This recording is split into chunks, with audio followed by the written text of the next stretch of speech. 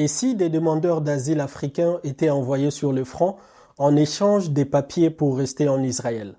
Cette révélation, qui semble presque incroyable, est pourtant au centre d'une affaire complexe qui secoue Israël aujourd'hui. Comment en est-on arrivé là? Et pourquoi cette situation suscite-t-elle autant de réactions? C'est ce qu'on va voir ensemble dans cette vidéo. Depuis l'attaque massive du Hamas le 7 octobre 2023, Israël est en guerre avec Gaza. Dans cette situation d'urgence, le pays a mobilisé ses forces armées, mais il semble que cela ne suffise pas. Avec une partie de la main-d'œuvre partie ou mobilisée ailleurs, des rumeurs confirmées par plusieurs enquêtes indiquent qu'Israël aurait commencé à recruter des demandeurs d'asile africains pour participer à l'effort de guerre. Ces demandeurs d'asile, principalement originaires du Soudan et d'Érythrée, sont environ 30 000 à vivre en Israël. Leur statut est précaire. Ils ne disposent que des permis temporaires sans droit de résidence permanent, ce qui les rend particulièrement vulnérables. Mais comment cela se passe-t-il concrètement? D'après le journal Haaretz, des officiers de l'armée auraient approché des réfugiés pour leur proposer un marché: combattre à Gaza en échange d'une promesse de régularisation de leur situation. Leur formation militaire est limitée à 2 semaines seulement, un délai extrêmement court pour des opérations aussi dangereuses que celles menées à Gaza. Malgré cette promesse de statut légal, jusqu'à présent, aucun des demandeurs d'asile recrutés n'a obtenu des papiers promis. Alors, pourquoi cette situation soulève-t-elle autant de critiques? D'abord, il est important de comprendre que ces personnes sont souvent venues en Israël en fuyant des guerres ou des persécutions dans leur pays d'origine. Ce sont des hommes, des femmes et des enfants qui cherchaient un refuge et non une nouvelle zone de guerre. En les mettant dans une situation de chantage, combattre pour obtenir un statut légal, Israël se retrouve accusé d'exploiter leur vulnérabilité. C'est une atteinte directe aux droits humains et aux conventions internationales qui protègent les réfugiés et les demandeurs d'asile. Des ONG ont rapidement réagi, qualifiant cette situation d'immorale et inacceptable. Au-delà des implications éthiques, il y a aussi une dimension légale à cette affaire. Les conventions internationales, notamment la Convention de Genève sur les réfugiés, interdisent de contraindre des demandeurs d'asile ou des réfugiés à participer à des conflits armés. En procédant de cette manière, Israël pourrait se retrouver en violation de ces conventions avec des répercussions internationales.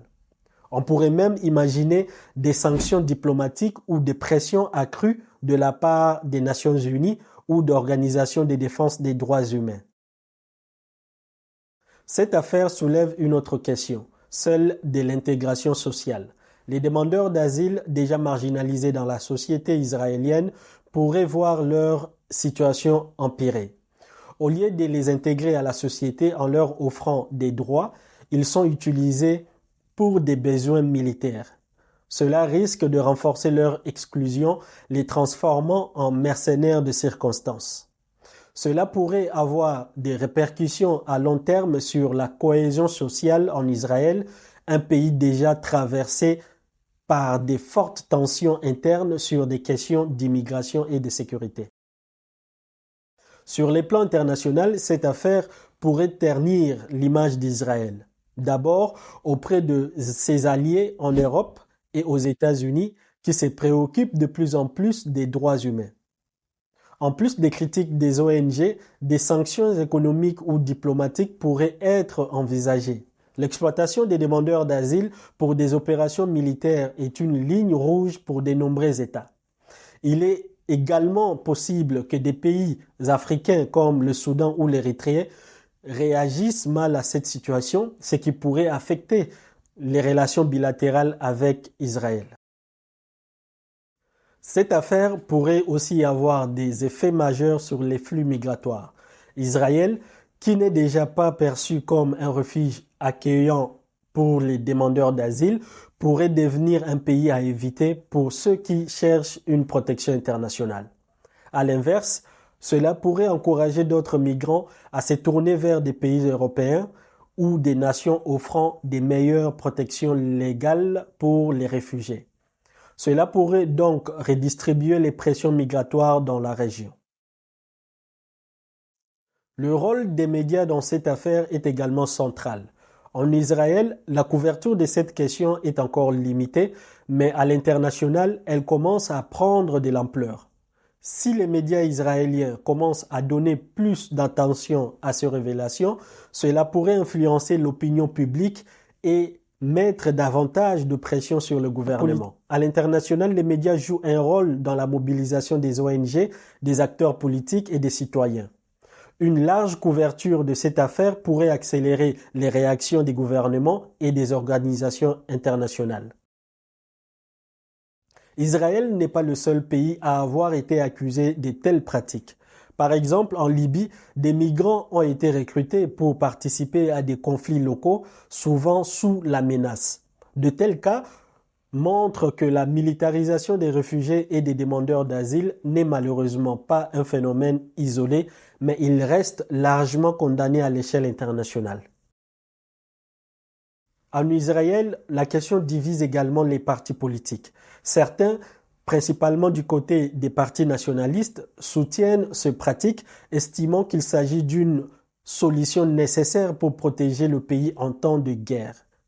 D'autres, plus progressistes, s'y opposent fermement, dénonçant une exploitation indigne des valeurs éthiques d'Israël. Cela pourrait bien exacerber les tensions internes autour de la question de l'immigration, qui est déjà un sujet brillant dans la politique israélienne. En résumé, cette affaire est complexe. Israël, confronté à une situation de guerre, doit prendre des décisions difficiles. Mais exploiter des demandeurs d'asile en échange d'une régularisation qu'ils attendent depuis des années pose de nombreuses questions éthiques et légales. Que cette pratique continue ou non, elle aura un impact durable sur la manière dont Israël est perçu à l'international, sur ses relations diplomatiques et surtout sur la vie de milliers de demandeurs d'asile. Alors, que pensez-vous de cette affaire ? Est-ce que c'est une exploitation inacceptable ou une mesure justifiable en temps de guerre? Dites-le nous en commentaire. Et si cette vidéo vous a éclairé, n'oubliez pas de vous abonner, de liker pour rester informé des prochains décryptages.